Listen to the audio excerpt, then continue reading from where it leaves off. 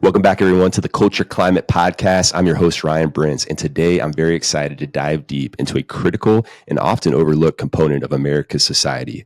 I'm talking about the skilled technical trades in our workforce. Joining me today is Rob Holmes, the co-founder and president of ForgeNow, based in Dallas, Texas. ForgeNow is on a mission to change the lives and launch careers by training the nation's leading vocational workforce. With over 800 graduates and counting, ForgeNow isn't just filling a skills gap, it's changing lives. From veterans transitioning to the civilian workforce to the underemployed seeking a path to prosperity, ForgeNow welcomes all with open arms and a commitment to excellence. So join me as we explore this innovative approach to support the training and development of our future generation of skilled technicians that will continue to bolster our country rooted in hard work, dedication, and the American spirit. All right, let's climb it. Welcome to Culture Climate, presented by STC. Company culture is complex, like trying to track down Sasquatch. We're here to dive into the belly of the beast. Join us for firsthand stories from leaders, along with transformative ideas and insights impacting organizations and people. Ready to climb it? Let the journey begin. Well, welcome back, everyone, to the Culture Climate Podcast. I'm your host, Ryan Brence, and today I am here with Rob Holmes, who is the co-founder and president of ForgeNow out of Dallas, Texas. So welcome, Rob. How you doing? Great. Thank you for having me. Absolutely. So Rob, it was great to catch up with you before this. And Rob is a fellow West Point United States Military Academy graduate. And so we got to talk about some of our mutual connections. And it's really cool to be back in Dallas, Texas now with Rob. And I'm really excited today to learn more about his company, ForgeNow. But before we get into that, Rob, I just wanted to open it up to you to tell us a little bit about your background, particularly as it relates to being part of various organizational cultures. Can you tell us a little bit about that? Sure. I grew up in Atlanta, military family, in that my dad had served for 30 years in the Army. And my brother and I, we didn't live the brat life because our dad retired the year I was born, and then began a second career. He was an Army doctor. So then he went into private practice after 30 years in the Army. And I start with that because we grew up in a culture of service. It was a professional household. He had been an Army officer and a pathologist and continued practicing until he was 80 years old. So my brother and I think, grew up with that kind of work ethic and that sense of service and professionalism in trying to always do things for others and do things the right way the first time. So that led to wanting to go to the Service Academy, and that was a great experience overall. And I think really there it just furthered a foundation that life is a team sport. So when I think about really my adolescence as a high school athlete, and then, as you know, at the service academies, every cadet is an athlete, whether intercollegiate or intramural, this really formed a foundation that life is a team sport.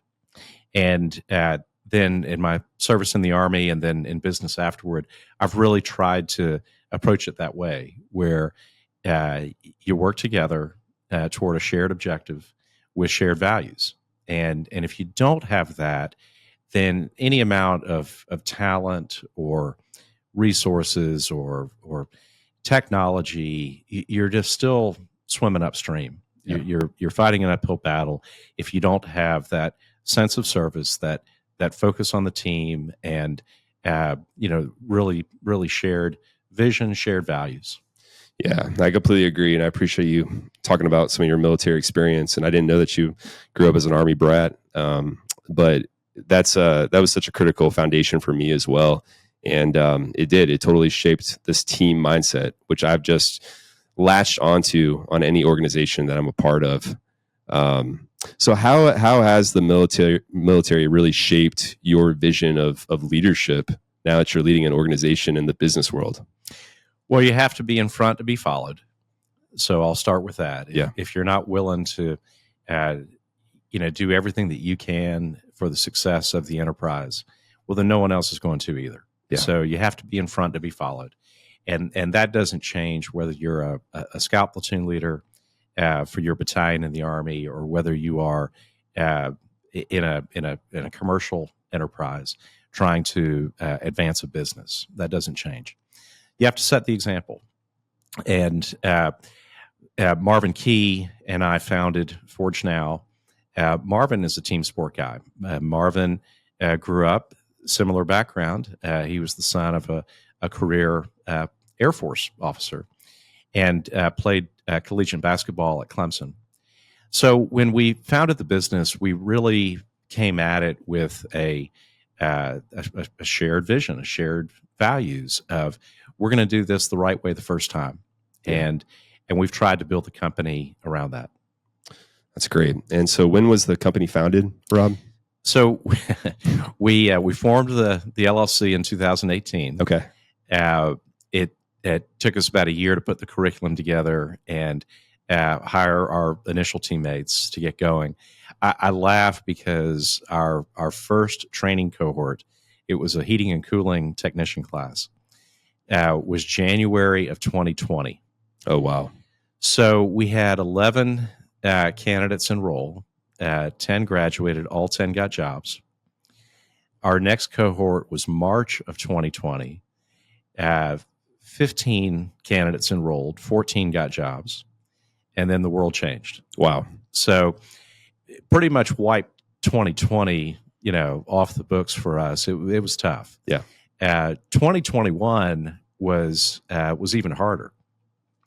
As long as the government was paying people to stay at home, they stayed at home. So we really struggled with enrollment. But in hindsight, it allowed us to get through quite a few of the early growing pains of an organization and really improve our product. We were able to get through some of the regulatory hurdles and really put together a curricula that we think today really delivers a great value for people that want to get into the trades. 2022, we really got our legs and we started growing and had a good year in 2023. That was capped off at the week before Christmas. We got news that we had received a accreditation with the U.S. Department of Education and one of their accrediting agencies. We're now an accredited school. So that was a great way to finish 2023. Yeah, it's a great win. And now we're off to a terrific start. We have 4 programs. We train heating and cooling. We train electrical, plumbing, and facilities maintenance. And we have over 800 graduates now that are out in the market doing great things, impacting households and communities in the traditional trades. And we're excited about 2024. We should train about 600 candidates this year. And we're excited to have a real impact in the market with people that want to pursue a career in the trades. That's awesome. And thank you for sharing just about the journey that your company has taken, really starting with that COVID year, or that being a big kind of pit stop, but it was an opportunity, to your point, to really take a look at how you guys are handling the business. And now you guys are really up and running and got some great momentum. So can you talk a little bit about the genesis of the company, the thought process of this need and this gap maybe that you saw with ForgeNow? It was a couple things. We're fortunate to live here in Texas and in a growing economy that has infrastructure needs. And as you look really across the Sun Belt, you see the same theme.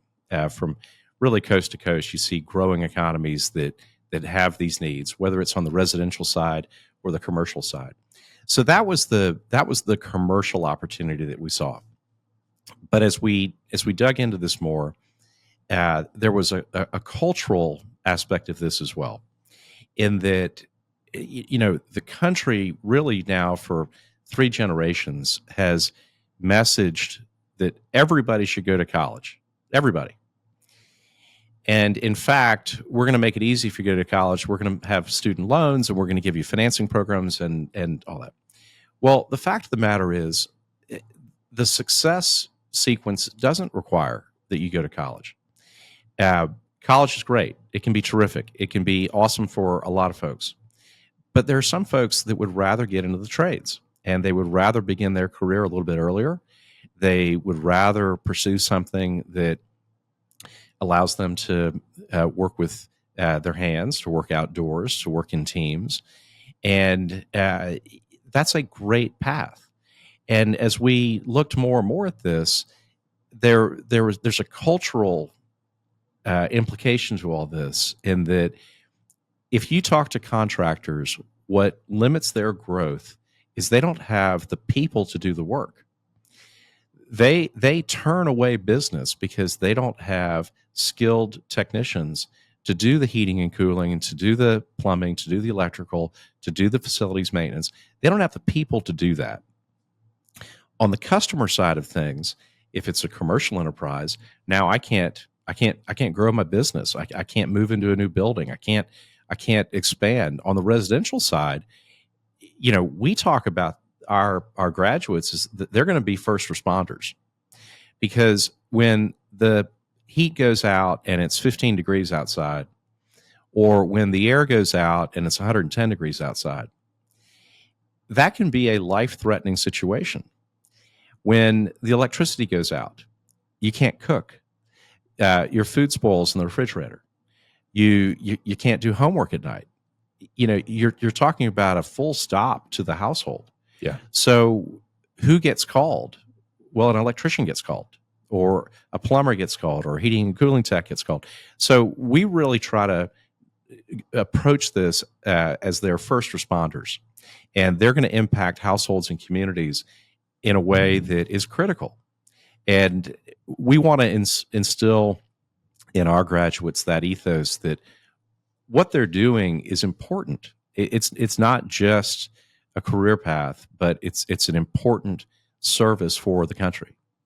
Yeah, it really is foundational, and that's something that we've really noticed in our business model with the clients that we serve, being construction. So a lot of tradesmen and women, and there's definitely a gap there. And I was reading something the other day that by 2029, the Bureau of Labor is expecting that a lot of the skilled trades are going to be up for retirement. And so who's going to fill that vacancy? And so what you're doing from a training side is so important, not only for businesses commercially, but just thinking about the home. And, what do you do? Who do you call, to your point, when the lights go out, when the electricity goes out? And so this truly is a fundamental need and service for our society. And you talk about culture too. I mean, we're taking culture to a whole different context. Really the inception of this podcast is about company culture, and you're still creating that at ForgeNow. But this is culture at large, particularly in our country, which you and I are so passionate about having served, and we want to see it continue on. With men and women that can have the competency to be able to do some of these fundamental services. We fix things. I mean, at a basic level, we are training people to go fix things, and there's a real fulfillment that people get when you can fix something. Yeah, and we're very intentional about our culture. We purposefully formatted the program like military basic training. There are a lot of ways to get into the trades. The most common way people get into the trades is on-the-job training, where a contractor will tell a young person, hey, jump in the truck, I'll teach you how to do this. That's not efficient. People train all different ways. There are safety implications. But that's how most people get into the trades. So we said, okay, let's not do that. Let's come up with something different. And who really does training well? Well, the military does training well. So how does the military do training? The military does full-time, immersive, hands-on, application-focused training. When the Army wanted us to learn how to parachute, they sent us to a centralized training center, Fort Benning, Georgia, to the U.S. Army Airborne School, where they spent a week teaching you how to land, ground week, a week teaching you how to exit the aircraft, jump week, and then a week of application, tower week, and then a week of application, jump week. Jump week, yeah. Where you exited the aircraft. And at the end, you got a credential. you got airborne wings on your uniform, and you were sent out to use that skill. So, ground week, tower week, jump week, we said, okay, let's just do that. Let's just come up with a modular format where we're going to begin with safety, tools, terminology, the basic theory. But as soon as possible, we're going to get you into our lab. And the lab is where we believe the real learning takes place. And it's hands-on, where you're working with the equipment, you're working with the tools, and you're learning the trades. We, back to culture, as is, the point of this podcast, President Reagan said that words mean things. We're very intentional about terminology. We don't talk about a campus. We have a training center. We don't talk about class. We have training. We don't have teachers. We have instructors or trainers. We don't talk a lot about students. We talk about candidates or trainees. We begin training at 0700. In the real world, you get up early and you go to work. We train until 1600. In the real world, you work a full day. We issue everyone a complete uniform. And we do that because, number one, safety. We want to make sure that you've got proper equipment when you're in the lab, especially. Number two, a sense of belonging. That this is your alma mater. This is where you're from. You're from ForgeNow. So we want them, no different than a sports team or the military, to have a sense of belonging. And number three, the employer who hires them after graduation, they're going to expect them to know how to wear a uniform and have a professional appearance. So we do these things because we want to get them ready for their careers. And when you talk to contractors, they'll tell you that they lose half their people, every year. And it's because the guy that they hired in shorts and flip-flops on the street corner, that guy, a couple months into it, says, "Boss, you didn't tell me I had to be at work at 7 a.m. Boss, you didn't tell me I had to work outside when it's 100 degrees. You didn't tell me I had to get up on a rooftop. You didn't tell me I had to crawl through attics. You didn't tell me I had to wear a uniform." Well, we do all of that at ForgeNow. On day one, we have them on the roof. Doesn't matter what the weather is, you're on the roof. Our lab is built like a house within a house, where they're crawling through an attic. They're working in the conditions. We don't climate control the lab. So when it's hot, the lab's hot. When it's cold, the lab's cold. You and I were taught that you train how you fight. And that's really the culture we're trying to deliver with the program at ForgeNow. We train how you fight. And that way the employer knows, hey, this person just went through 7 weeks of being on time, on task, in uniform, and learning how to be a professional. So that's where we think that we're really delivering something to the market that's important, and the employers are valuing that. And the candidates that go through it, they jump right out as an apprentice, and they're well on their way, as opposed to starting their career as a helper. They're earning more. They've got more rapid advancement. They're having a better life. That's great. I really appreciate you speaking to the culture that you're trying to forge at your company, and how words have meaning. That really sticks out to me. And it really does bring me back to my time at West Point and going through Beast Barracks.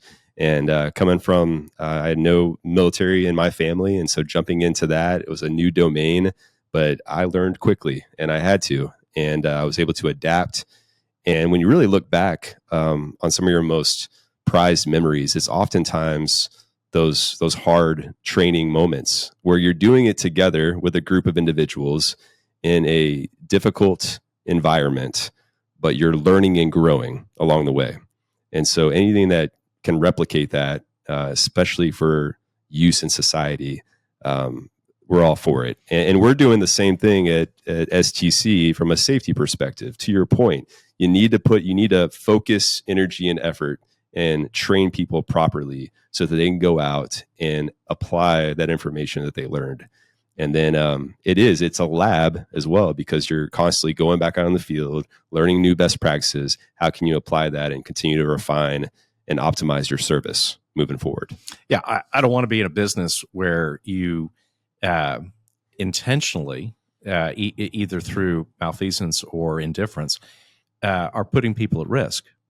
So, we issue all of our candidates a complete set of tools.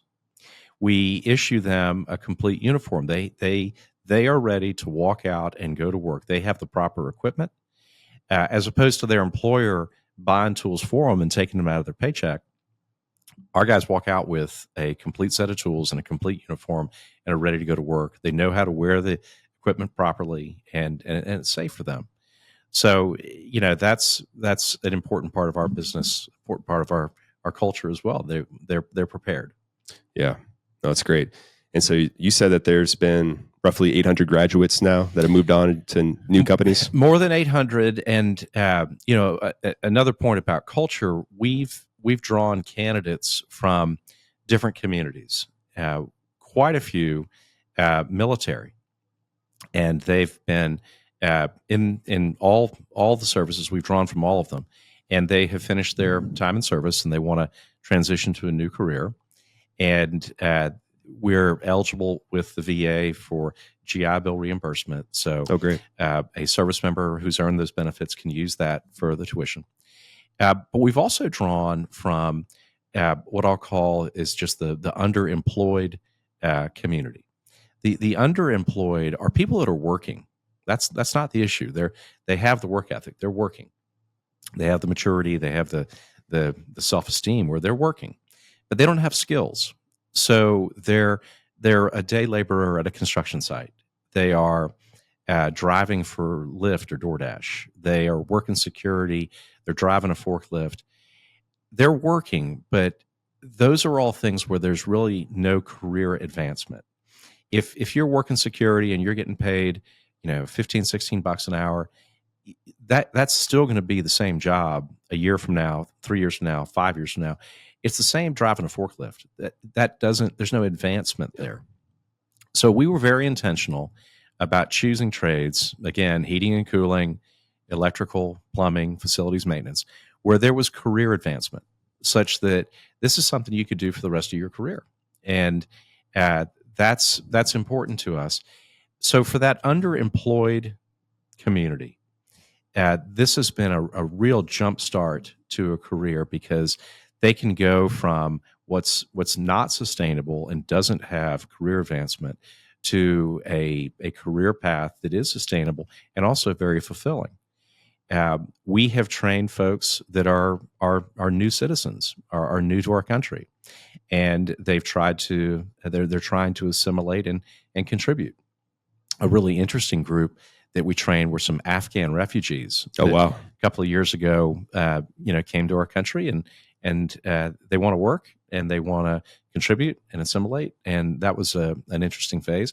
We have trained quite a few from formerly incarcerated or in some manner justice involved. That community is known as the second chancers. And my worldview is based on grace. And if someone has paid their dues, then they ought to have a second chance. So we've had a great experience there, where people have come and they've made some mistakes. They've done some things wrong, and they've paid sometimes terrible consequences. Yeah, appropriate, but terrible consequences. And now they're trying to get a second chance. So one of the things early on that we debated was, do we have a cohort of veterans? Do we have a separate cohort for second chancers, a separate cohort for new citizens? We decided no. We're going to have one. We throw everybody in together. We treat everybody the same, because that's the real world, and people come from all walks of life, and they have all different experiences, and they've made good decisions, they've made bad decisions, but we throw everybody in together, put them in uniform, make them feel that they're a part of something and that they're pursuing something that is important. And I want to keep going back to that from a culture standpoint, because the country hasn't said that enough. Mike Rowe has made a career out of really being the evangelist for the trades. Yeah. And his show, Dirty Jobs, and his continued podcasts have just been great, trying to raise an appreciation for the trades. But he's been, only one of few voices. And we really believe that this is an honorable career. It's honorable and it's important. It's important to the country. It's important to households and communities. We fix things. And when the electricity is out, when the heating and cooling's out, when the plumbing is out, and that family is leaving the house and they're going to stay with extended family or they're renting a hotel, while they're leaving, a tradesman is going in. Yeah. So that's where that first responder, that calling comes. And we really spend a lot of time trying to explain to the market, this is important. That this is not just a job. This is a career, and it's important. And what you're doing really has impact.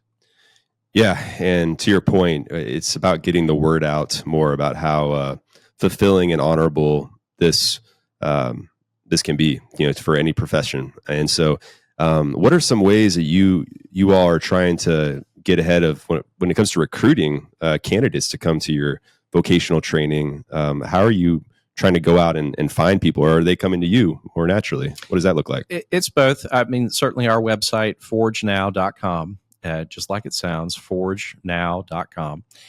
We get a lot of interest from that. Mm-hmm. Of course, social media, like we're all doing in different forms. But we also really try to get out into the market, and we try to get involved in the community. We try to get involved with schools. We're certainly very intertwined now with the military. We're part of the Department of Defense Skill Bridge program, which allows service members to receive career skills training even while they're on active duty, while they're finishing their service. We're part of the Army Career Skills Program, which is a similar program for the Army. We are an official public-private partner with the U.S. Army Reserves. And I know this sounds very Army-centric, but we've trained all across the services. So, and now, as I mentioned, we're an accredited school, and that's something that a lot of households really appreciate. What it's saying is that we're doing things the right way. So from a safety, training, compliance standpoint, we're doing things the right way, and we're offering a product that has value. That's really the benefit of accreditation. So things like this, trying to get the word out. Also referrals. Our existing candidates, when they finish and they've had a good experience, we hope that they spread the word. Yeah. And it's a shame that the trades haven't had the appreciation that we think the pendulum is swinging, and people are appreciating it more and more. Well, that's what we're trying to do here, is shine a little bit of light on some of the awesome things that ForgeNow is doing and the importance of that for our culture at large. And so really appreciate you giving us more of a deep dive into the program. And as we wrap up here, Rob, is there anything, just knowing what you know now, having started this business and this organization, as leaders are really looking to build their culture, do you have any advice or ideas for leaders? Start with a shared vision. You've got to know where you're going. Start with a shared vision. We intend to have a generational impact. We did not found the company to be small. We believe that we can have a generational impact. By the way, that can include imitators. There are different estimates, but you hear as many as 9 million open trades jobs. Well, ForgeNow is not going to train 9 million people. Yeah. So, if anybody wants to get into the training business, I think that's great because the country needs it. So we may have a generational impact, and that may be part of starting other folks to get into the business. Fantastic. We welcome them. The country needs it. Yeah. So start with a shared vision. I would say then be thoughtful, but be decisive. We've never made a decision that risked the company. We've taken risks, but we've been thoughtful about it, and we've always tried to make progress. Now, with any endeavor, you're going to have setbacks, but we've tried to be thoughtful, and then as we've gotten bigger and gained more traction, we have over 80 candidates training at our training center right now. It's a short program. It's only 7 weeks. So it's Monday through Friday from 7 to 4, and it's just 7 weeks. So you get equipped, trained, credentialed, and then we provide placement services to help you find your career afterward.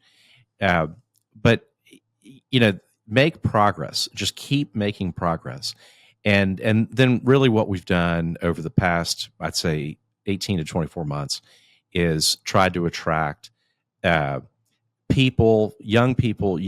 talented people who are excited about this.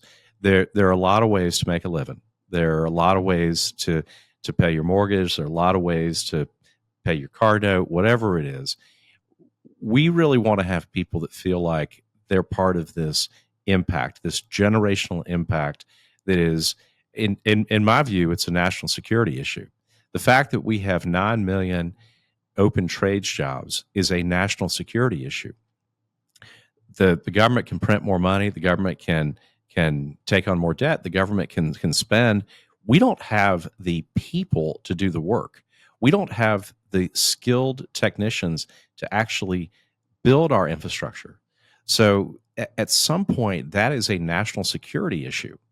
And we're trying to attract teammates at ForgeNow, and we're trying to attract candidates to go through the training that get that this is a calling. This is a calling to something that is important for the country. Yeah, it really is a generational impact that we need to bridge the gap, truly. And I think it's upon us, and it will continue to be an increasing need as we move on. But we're very grateful to have companies like yourselves at ForgeNow putting in the work and really bringing a service of value that has strong core values, and those stem back all the way from your time in the military and even before that.